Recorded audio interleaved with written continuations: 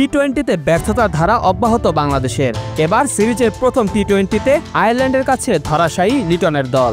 Batting বিপর্যয়ে পড়ে আইরিশদের কাছে ৩৯ রানে হেরেছে টাইগাররা। সান্ত্বনা বলতে অল আউট হতে হয়নি বাংলাদেশকে।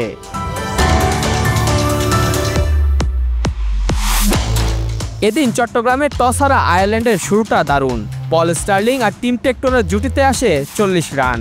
পঞ্চম ওভারে আউটের আগে স্টার্লিং করেন ২১। দ্বিতীয় উইকেটে দুই ভাই টিম টেক্টর আর হ্যারি টেক্টরের জুটি ৩১ রানের।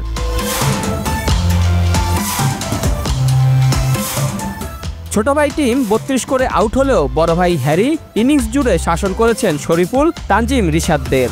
তাকে স্বল্প সময় করে সঙ্গ দিয়েছেন লরকান টাকার, কার্টিস ক্যাম্পার ও জর্জ ডকরেলরা। তাতে ২০ ওভার শেষে আইরিশদের স্কোর দাঁড়ায় ৪ উইকেটে ১৮১।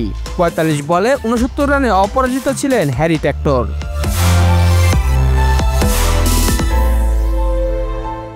জবাব দিতে নেমে বাংলাদেশের ব্যাটাররা যেন ভুলে গেলেন নিজেদের দায়িত্ব। ১৮ রান তুলতে ড্রেসিং রুমের পথে টপ অর্ডারের ৪ ব্যাটার। ইনিংসের পঞ্চম বলে ক্যাচ তোলেন তানজিদ। ৩ বল বাদে আউট হন অধিনায়ক লিটন।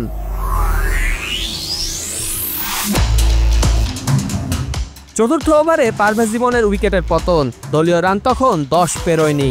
দলের বিপর্যয় আরও বাড়িয়ে দলীয় ১৮ রানে বোল্ড সাইফ হাসান।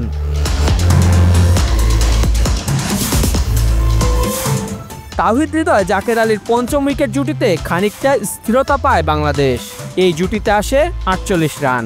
দশম ওভারে হৃদয়ের ব্যাটে প্রথম ছক্কার দেখা পায় টাইগাররা।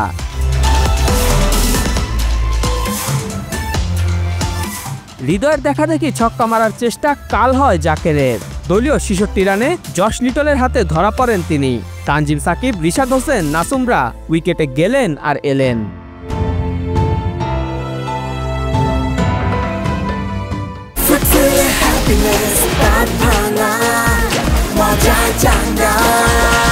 এক প্রান্তে টিকে থেকে ক্যারিয়ারের পঞ্চম 50 তুলে নেন তাওহিদ হৃদয়। তবে দল হারায় এই ব্যাটারের লড়াইটা দিন শেষে ব্যর্থ।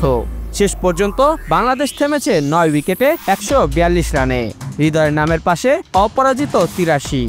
এই ম্যাচের আগে দল সিলেকশন নিয়ে নির্বাচকদের প্রতি ক্ষোভ ঝেড়েছিলেন অধিনায়ক লিটন, যার পাল্টা দিয়েছিলেন প্রধান নির্বাচক গাজী আশরাফ হোসেন লিপু। এমন হারের পর তাই তো দায় যেতে পারে এই দ্বন্দ্বের ওপর।